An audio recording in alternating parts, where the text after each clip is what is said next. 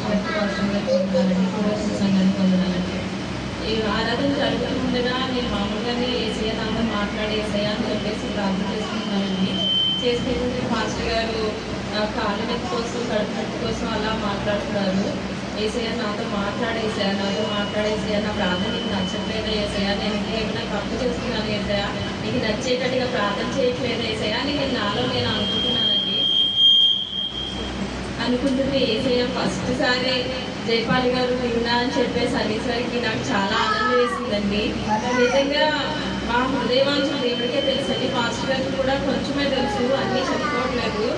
ఆయన నిజంగా అన్ని విషయాలు తెలిసిన దేవుడు కాబట్టి అన్ని విషయాలని డిసెంబర్ కల్లా మీరు మీ ప్రాబ్లమ్స్ అన్నింటినీ క్లీన్ చేసుకోవాలని దేవుడు ఎంతగానో ప్రార్థన సన్నిధిలో మాట ఇచ్చినందుకు దేవాది దేవుడికి వందనాలండి.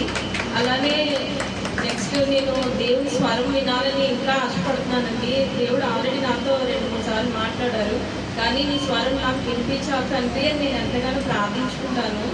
దేవుడు లాస్ట్ టైం మళ్ళీ పాస్టర్ గారితో మాట్లాడారు, ఈ వారంలో ముగ్గురితో మాట్లాడతానని. ఆ ముగ్గురులో నేను ఒకదాన్ని ఉండాలని దేవాలయం కోరుకుంటున్నానండి. దేవుడి చిన్న సాక్ష్యం దేవుడు చేస్తున్నాను.